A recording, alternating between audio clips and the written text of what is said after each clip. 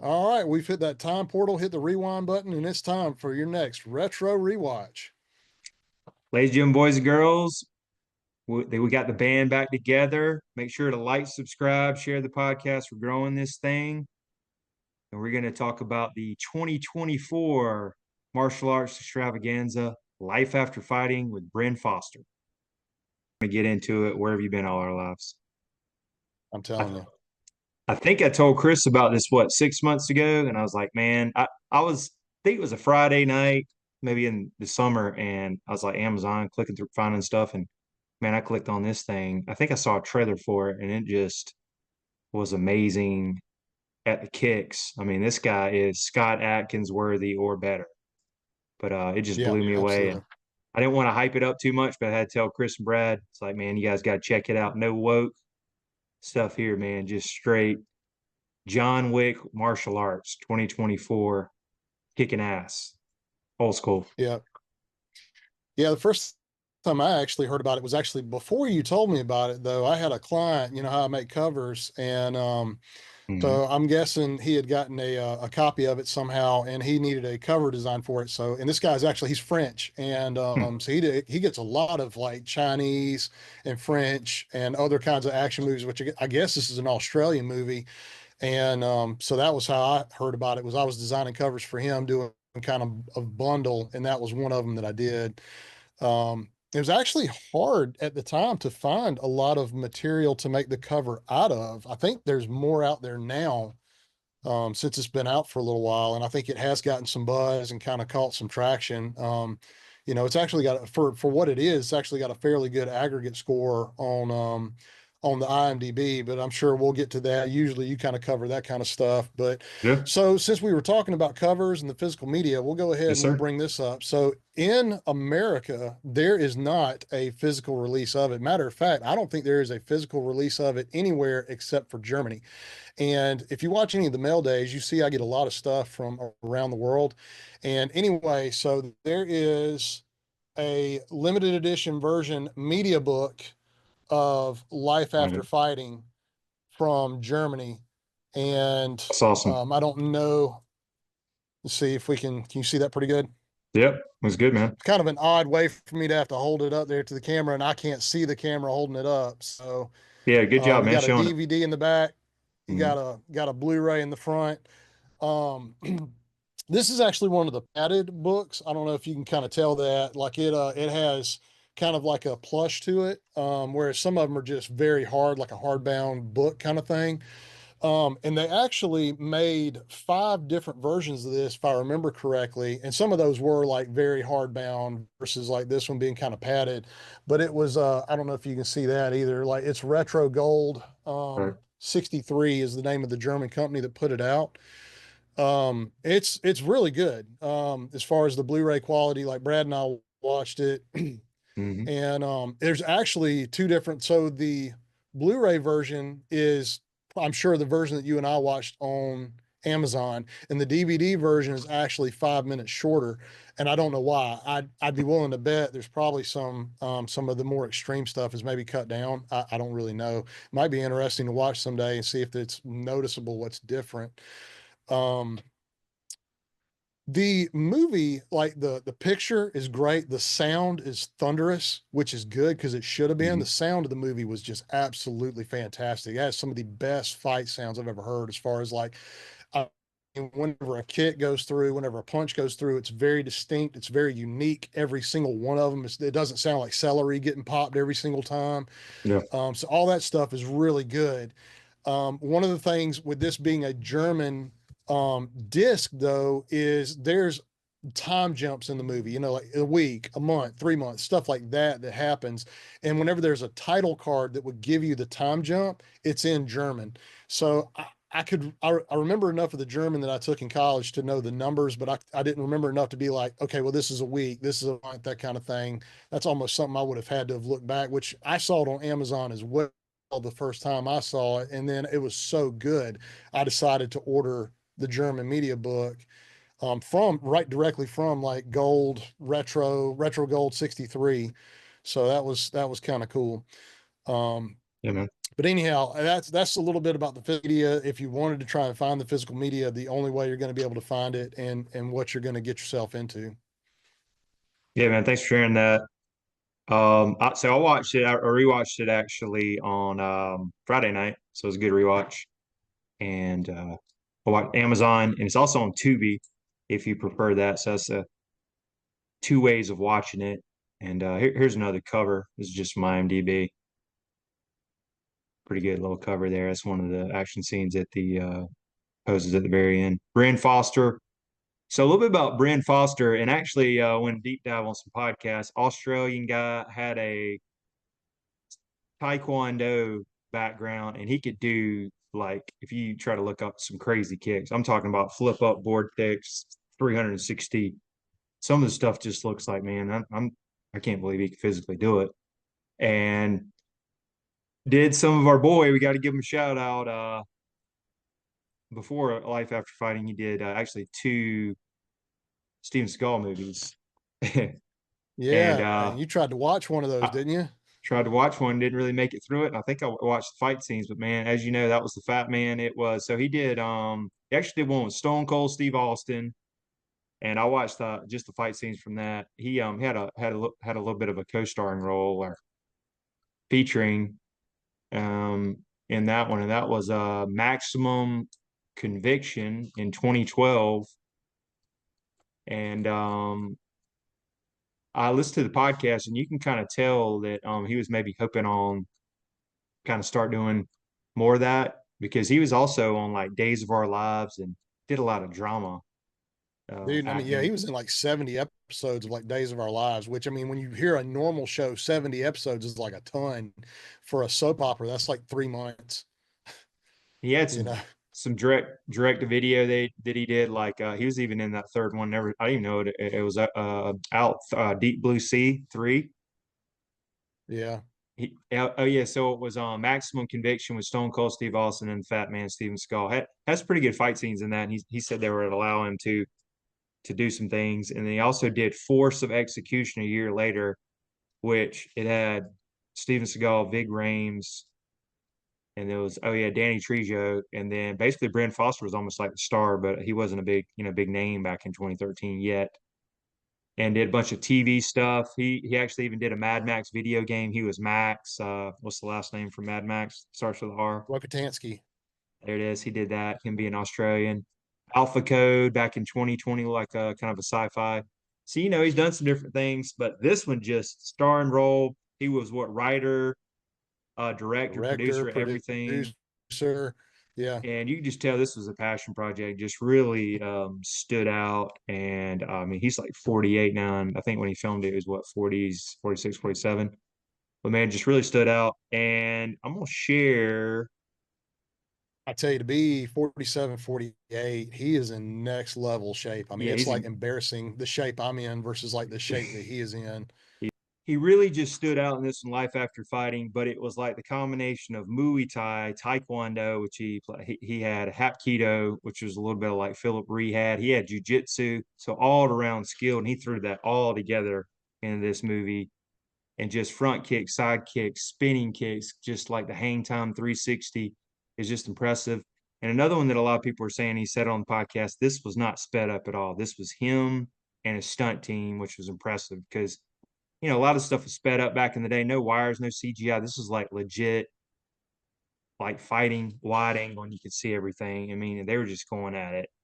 And he said they Well, did dude, I several mean, takes from his it, podcast, and this is a passion I project. think Yeah. because of that, it looked so brutal. There are so many of the things that they did. I mean, even before any kind of blood or anything else, I mean, just body blows and throws and like, I mean, getting knocked down from a second story to a floor and just, I mean, just getting hit with like the wooden bow sticks and like katanas and I Yeah. mean, there was just a lot of stuff. I mean, it just looks so brutal. But I mean, the movie just even during the credit sequence, I mean, you kind of start to get a feeling of what you're in for because even though it's only like maybe like 90 seconds or something like that, and it's got these flashes of black screen with the names and the titles, and then it'll have flashes of him training where like he's kicking a bag or he and somebody else is sparring or whatever, and it's kind of incongruent.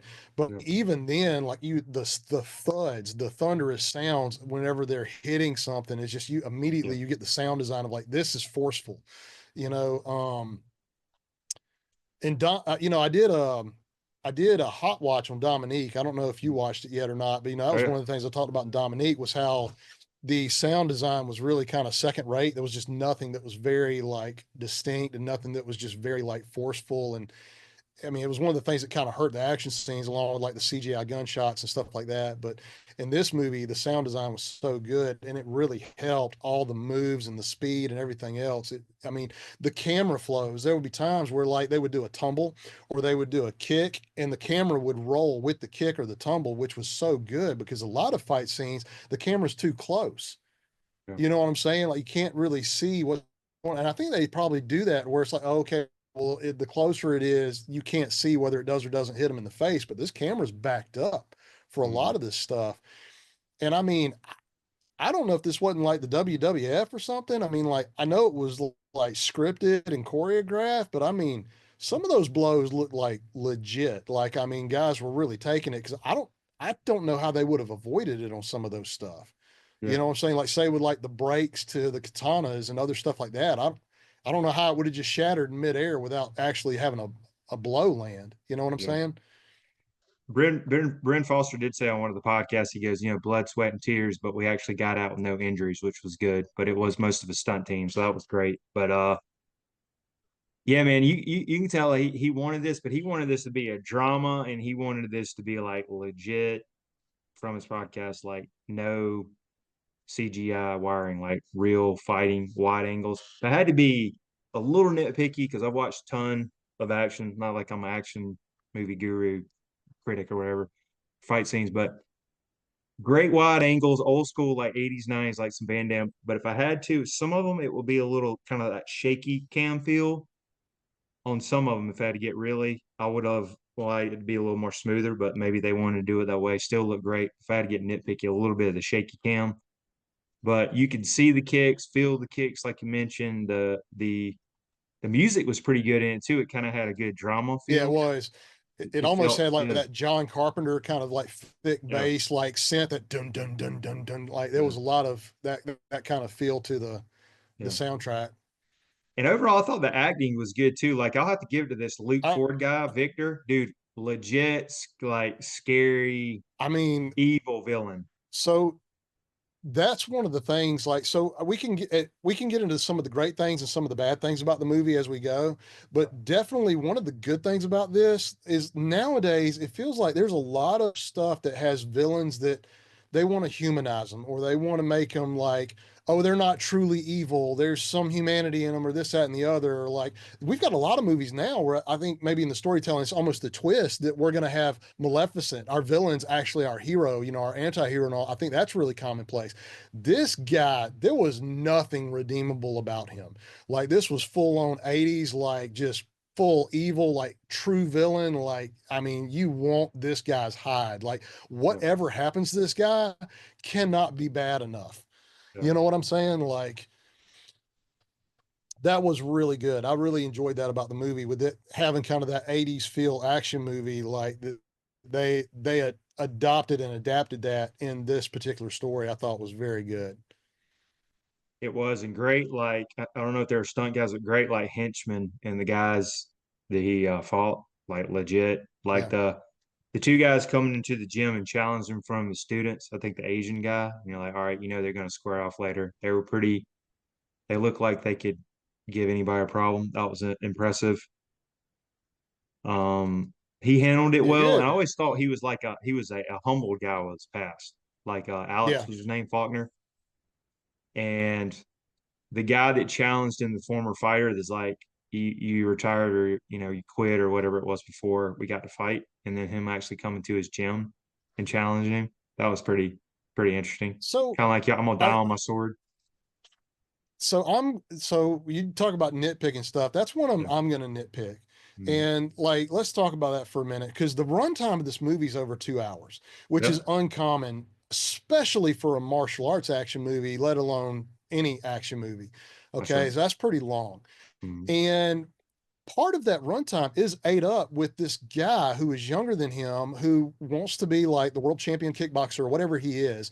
And nobody's giving him any of the respect because Bren Foster's character, Alex, was like the ultimate. I mean, he was like the best of the best, had been for a long time. And then he had a fight that he lost and then retired. And of course, through the movie, you kind of have these snippets of like, did he really lose that fight? As far as like, was he beaten or did he give up? And actually, let's go back to those opening credits. There is a line that's very important right after the credits where he's got a guy in a chokehold, like one of his students, Mhm. and he taps out, talking about the student, and he says, "Listen, it's fine to be afraid, but you don't tap out from fear." Mhm. Basically, like, because the chokehold wasn't really on. And I'm paraphrasing what he said. It's like Yeah. it's fine to be afraid and it's fine to lose, but it's not fine to give up, is essentially what he's getting at. Yeah. And that winds up coming 360 by the fact that that's what we do learn, is that in that fight that he did give up, he gave in, and it was because of all kinds of external. He had found out because of all the surgeries that he had on his back that he had some impotence issues, like for trying to have a family and things Mhm. like that, that it got to him, and he gave up that life, and that was kind of the symbolism of him losing that fight to give up that life and then go to have the dojo. But to circle back to what we were originally talking about with the guy that's challenging him, there's no real end to that story. There's no real like reason for it, because there's a point where the guy shows up to his dojo and challenges him. He's like, I have to know. And Alex asks him like, look, if I lose, it doesn't really mean anything. Like, I'm older, I'm retired, I've had all these surgeries, but to you, if I beat you, are you prepared for that? And then they go on to spar and fight, and it's a phenomenal fight. It's great choreographed. Again, thunderous. You got two very big guys. The other guy's way bigger than him. He's like probably 4, 5, 6 inches taller, Yeah. bigger reach, but he looks like he's slimmer. You know what Yeah. I'm saying? But anyway, and I believe the outcome of it is that Bren Foster's Alex wins, right? Yeah. Oh, yeah. I thought through the narrative of a story, just knowing about writing a script, point A, point B, beginning, middle, end, act one, two, three, I figured for sure that by the time of what's happening with Victor, this guy is going to come into the picture. He's in country because he's not Australian, he's American, he's there for whatever reason. I was like, okay, well, whatever the big bad is, this guy's going to come in at just the right time and be part of that resolution. But he never shows up again. I mean, that Yeah. story just dead ends. That's You kind know of what I'm it. Yeah. saying? So it's like, I mean, if I think if we're being, Brent Foster directed, produced, and wrote it, and I think that that was something that was important to him as far as a character-driven thing. From a story-driven thing, I don't know that it was very important. For a cutting room floor, I think most Yeah. directors probably would have seen that as a cutting room floor, deleted scene kind of thing, deleted subplot. Yeah. It was cool. It led to a good fight scene, and that would be maybe, if anything, that would be the only motivation I can think of for that story plot being there, is to keep the action flowing to where Yeah. we don't go an hour without action happening, because really that you've got the massive fight at the end, I'm sure we'll get to. You've got the fight with him, you've got the two guys that come in and challenge, and then you've got just kind of some of the sparring and some of the other stuff early on. You know what I'm saying? That's really kind of your action scenes. Completely agree. And it could have been like the old school, hey, this is a martial art movie, like I said, filler. We got to throw this in there to have some martial art action. Could have been like that. Yeah. But it almost kind of reminded me of, I know they weren't as close, or the backstory of Rocky 3, like you owe me a Yeah. fight, you owe me a sparring section. Remember how Rocky 3 they're gonna, and you always kind of wonder like what really happened, but they weren't as close like that. The whole story didn't, but it might have been like a little homage to I want to see who the best is. Yeah. So could have been that. But it for all those UFC fighters touching on that, if you remember UFC, he reminded me of Mike Quick Swick, who was an ex like former 185 guy, because they both kind of had the lean, very ripped look, lean, long. I think he was a 185, 170 fighter, shaved head at the time, but just long, and he had the same build. If for all these UFC guys out there or UFC fans out there, Mike Swick from back in the day. Anyway, Yeah. but yeah, touching on the yeah, but also the kids getting kidnapped or whatever. I know this is maybe even kind of similar to Dominique, Well, the whole themes dark and kind of yeah. hard to watch. And I think going back on the podcast, this was very close to Bren Foster's heart. Like I think they did.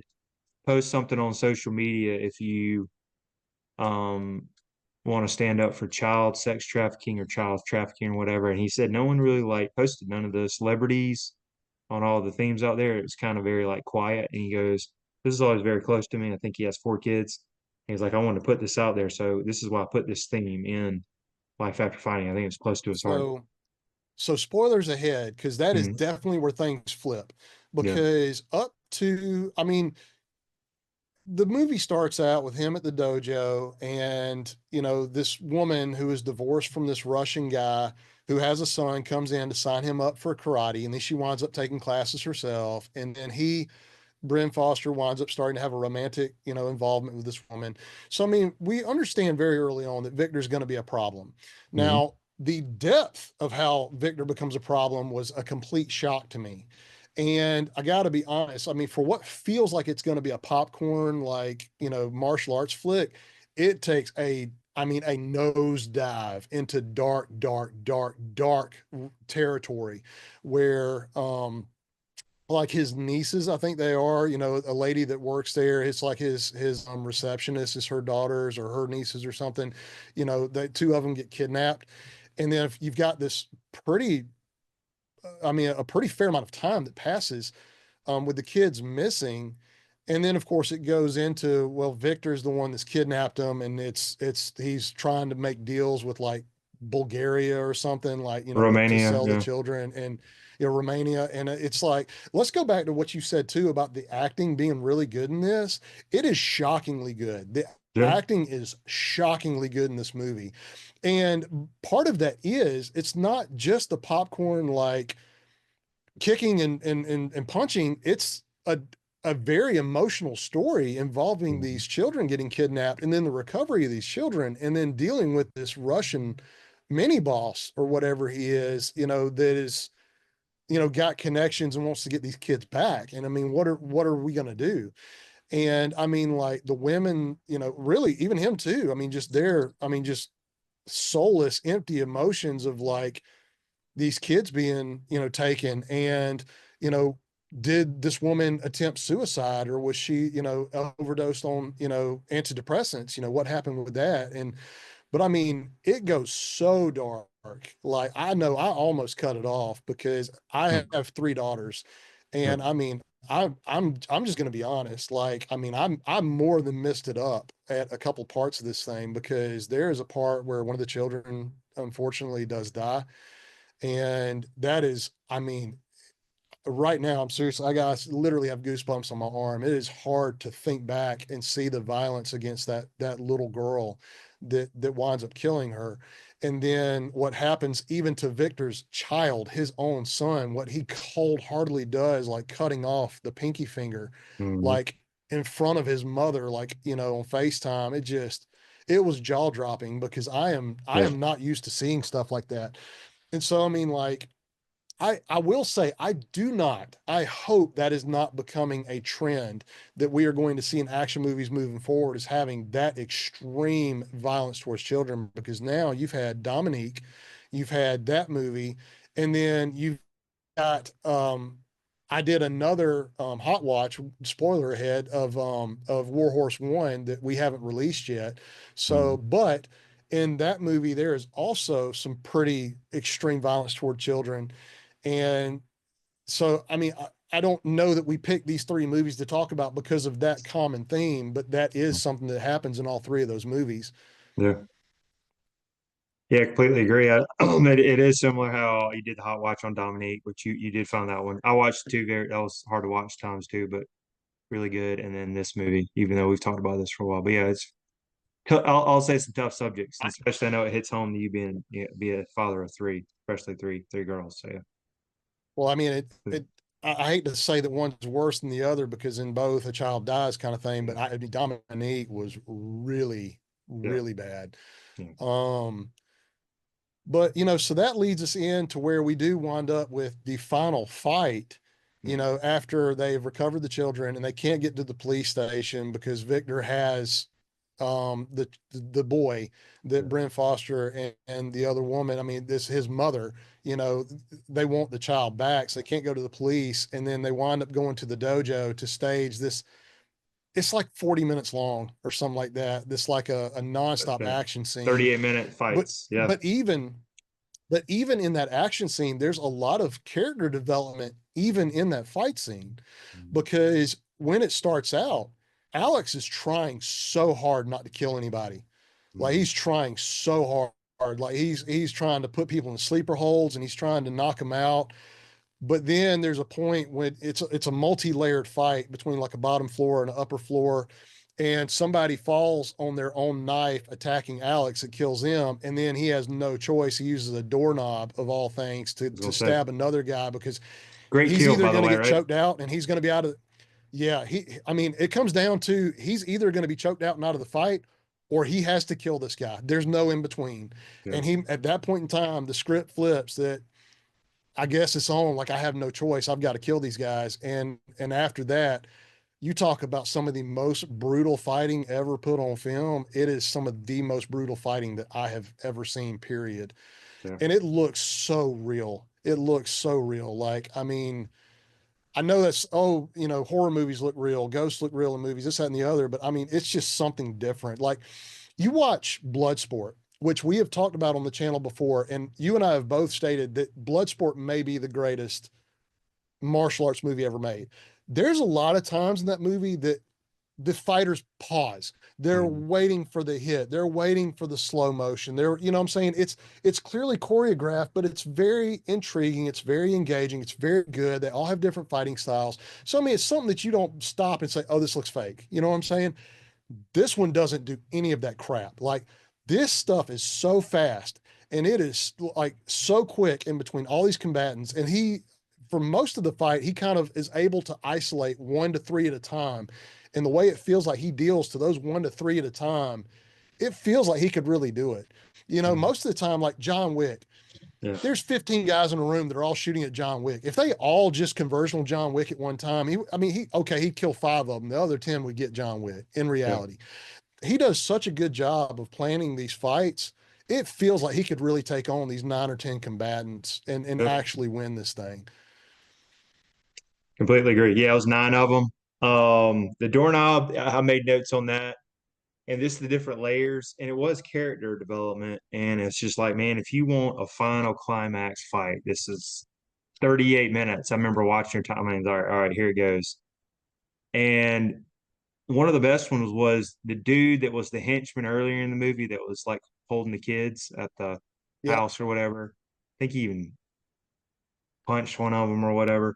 But dude, he had that was almost like I was like, man, that's the Terminator dude right there, man. He He, came 3 times, and then at the end, not spoiler, hey, broke his arm, got his leg, he's going over there, and then he just like with the dude, and that guy was tough, man. But I'm like, man, you're getting it, and he put the whooping on yeah. him in that last like third time Well, I think. and he was that character, that the minion or whatever he is. He was the one that killed the kid. It was Okay, him yeah, throwing the girl against the wall that like yeah. busted the back of her head. So I mean, I mean, we could talk about what happens to Victor, but I felt like Victor got off easy, Oh all yeah, I things agree. considered. But like, Yeah, but yeah, that I mean, that I think he went through and broke 3 or 4 of that. I mean, of that guy's, he broke at least 3 of that guy's limbs, he did. before like he got up and there was that busted window that he dropped his throat on and like ran him across that Yeah. busted window. So That was I pretty mean, it original wasn't a too. clean cut. I There mean, was some original kills in there. I've seen a lot of movies, but I haven't really seen anything close to that. That's interesting. and yeah, I mean, it wasn't like one single solitary clean cut. I mean, it was like Yeah. it had ripped his like larynx out and stuff. I mean, it was Yeah. brutal. But And then the man, Asian dude talk that about 30. yeah, No, no, you go ahead. Well, I mean, there were 3 like minions or whatever. They were underlings that all kind of had their own. There was the guy at the ranch that had the kids. There was the Asian guy, and then there was the white guy. I guess it was kind of like the military guy with the Asian guy, the one that was killed by the doorknob. yeah, And and each of them had their own kind of fighting styles. Because the guy that was like the guy at the ranch, the enforcer. I mean, he was almost like Zangief or something. He was just kind of this big dude that, like you say, was the Terminator, just trying to go through the guy because of his physical size. Was a yeah. big deal. Oh yeah. But back to it, like a little bit more. So Luke Ford, And then I thought his like romantic interest, she did really good too. Casey Harth, Samantha, she was good. All in all, a good cast. And back to it, IMDb 6.4, which is pretty high for a action martial arts movie. That's really good these days, and it's Yeah, got a lot of Bloodsport's a attention. 6.8. What's that? I looked it up. Bloodsport is a 6.8. So if we were saying, which I got to be honest, and I mean, I don't know if we want to discuss this or not, but in my opinion, after having seen this movie, this is the greatest martial arts movie ever made, bar none, full stop. It is the Whoa! greatest. It has the most emotional impact. Think about this for a minute. It has a 38-minute fight scene at the end of it that never felt boring. I agree. Never. Yeah. Like there, I watched The Matrix Reloaded the other day, like a week ago, the second one, and there's times like when Neo's fighting Agent Smith, it just feels like it goes on too long, and it's like Mm, 3 or 4 minutes. You know what yeah. I'm saying? This went on for 38 minutes, and it it, Mm, it felt like it all needed to be there. yeah. You know what I'm saying? That's incredible. Might have to put this And on the this guy's title. athletic ability is second to Greatest. none. Hey, might have to put this on the title as the question. And this, hey, I like the comparison and everything, Chris. The debate. Uh, Life After Fighting, greatest martial art movie of all time? Question mark. Got to be it. Yeah, there you go. See what it says. I do That like that's me laying it out. I mean, like, it is. I agree. hey, It's put definitely the put a most. comment down there. Prove it different. Tell me which one's better. Yeah. I will say I don't want to say recent biased, but the best I've seen recently, like I've seen it and I've watched it twice, and it is one of those movies you don't really want to watch it over and over because of it. But if you just put like want to watch some martial art, hey, put it on 38 minutes after hey, give it a watch. Feeling like, man, I just want to see some martial arts today. Put it like 38 minutes or the highlights. It's one of those movies. You could rewatch it. So I'm such a Van Damme fan. You saying the greatest martial art movie is of all time? That's a tough one for me because I'm very nostalgic. I know you know Bloodsport, Kickboxer, all those, but I will say this: this is probably the most, and not to be recent bias, the most or the best martial art movie I've definitely seen in 2024 and recently, maybe in the last 5 to 10 years, because that last 38 minutes was very impressive and the drama and everything. But it's just me being very nostalgic, what I kind of grew up with and everything. That's hard for me to say, but it is very impressive. Everybody needs to check this out if they're even an action fan, action or martial art fan. Definitely a must watch. Life After Fighting, Bren Foster. Please do more movies like this. We need this in our life. No woke crap or anything, just straight martial art action, great angles, and no fake and CGI or anything like that. So very impressive film. Check it out, Yeah. guys. Well, I mean, so you said he's got like multiple things on the horizon, didn't you? Yeah, I remember in his podcast, he had a couple podcasts. If you might want to check that out. Really good guy too, but very very humble. But he's got some stuff in the works. I know he's 48, but I wish he would just start um, making all types of movies. A dream scenario would be this too, Chris. Throw it out. If they could somehow, and they actually talked about it. They've interviewed each other. Is have him and Scott Atkins together in a film. That would That be. would be insane. I don't know if Like, it's two cops, one be a villain, one be the good guy, but man, just let them fight. Just cut them loose, man, with their stunt guys.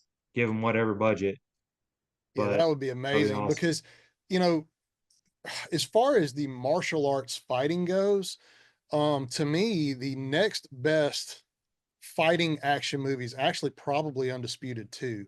Now, I'm not saying Undisputed 2 is better than Bloodsport as far as the movie's concerned. I'm not saying that, but I am saying like the in-ring fights, like Scott Atkins, the moves he pulls, that kind of stuff. To me, I think that might be the second best like fighting in a movie. You know what I'm saying? And like what Scott Atkins is physically able to do in that movie. Yeah, just his helicopter kicks kept up. The one he spins all around will kick you with like the other leg. Just and those seemed real and authentic too, like legit, no CGI wiring. Like he was doing all the moves, and you've seen him in his movies, like Scott Well, Atkins like, did it you too. know, Like man, so martial art. Van Damme was in Street Fighter as Guile, and there is a scene where he does like the spin kick, like the 360 spin, like above his head kick. But there's this really weird like cut where I don't think Van Damme really did the spin. in Undisputed 2, they're like very early in the first fight scene, like Scott Adkins goes up and does a guile like spin kick, and it looks like he does it. I don't think he had wires. It does not look like he had wires. It just looks like he is that amazing, Yeah, able to do a flip and extend his leg, and it looks good, you yeah. know. I'm pretty sure they were all doing all that being lower budget. I'm not saying they couldn't have, but being low budget movie like that, very, very impressive. Those two, I know it's been Scott Adkins has kind of been around more doing that, but those two are the best kickers currently. I know people would go back, well, Bruce Lee or some of these other martial art guys, they're very respectful. To me, the most impressive, Bren Foster and Scott Adkins. The other thing that's great about Bren Foster too, like in the last video we did about like the Hollywood forgotten stars or whatever, we talked about like say Gary Daniels, right? Yeah, yeah, Who had the body, he had the kicks, but there was something about his charisma that just wasn't quite there. He didn't quite have like the action star voice, you know what I'm saying? Like Bren's got everything. he does. Like his voice, he's got the very soft spoken where he's actually able to really act really well. You Mhm. know what I'm saying? And like, but he's still got that gruff, manly voice that seems like almost like a lion or something. Like, I will stop you in your tracks. And Yeah, you know what I'm saying? Like, be a manly man that's imposing and intimidating. yeah. Also, yeah, completely agree with that. Also, back in like maximum conviction and force of execution is impressive. He's able to pull off like a good English voice. Like if I didn't hear him in these interviews, and in this one, I think he goes with his native, Australian. Like he can you couldn't really tell he couldn't really tell he had a an accent. It almost similar to like Colin Farrell or something. Like in those movies when he was speaking, like oh he sounds like an American dude. So if he's able to maybe if they want to meet an American character, he can pull that off going forward, or he can go his Australian accent. But Yeah. very impressive. But yeah, back to what's coming up. Looks like an action Australian show, but Last King of the Cross. He was in 8 episodes of that. I guess pretty good ratings. And then he's got Beast in Me, In the Dream, and I think Beast in Me looks like might be an action movie. Yeah, if he's in, hopefully he's a star in this. It's got his name. Also, it's got Russell Crowe in it and Luke Hemsworth. But anyway, story follows a commercial fisherman as he struggles to provide for his family and avenge his brother's death by fighting a mixed martial art match against a dangerous opponent. Now he's listed in one of the top billings, so hopefully he's I don't know if the star or bad guy or whatever, but that's coming out pretty soon too. And I think there's another sci-fi movie he mentioned, so got some stuff in the Well, works. too bad you don't see Expendables 5 on there. How was that for, man? I never saw that before. I heard that All one right, was so 4 thrown gets together. awful ratings. It gets like Yeah, thrown under the bus hard. I'm gonna be honest, I really enjoyed it, like a lot. uh, And I think it's a lot better than what it's rated at. I will say this though. I really think what kills the movie is Megan Fox. Like she is yeah, so poorly cast and she is I agree such a with her. horrible actress. Like her part really, really does bring the movie down. I honestly think if they had gotten just about anybody to do that role other than her, it probably would have gone up like a full point. You know Yeah, what I'm saying? Point yeah. and a half. But I mean, I still like the Expendables. I mean, I hope to see an Expendables 5. I mean, they're basically passing the reins to Statham instead of Stallone. So, Was he in it just a little um, bit in four? yeah, Stallone. he wasn't in it, especially wasn't as much as I mean the other three. He was the star. He was Barney Ross. He was the driver. And in Yeah. four, it's really Christmas is like the main character. Yeah. But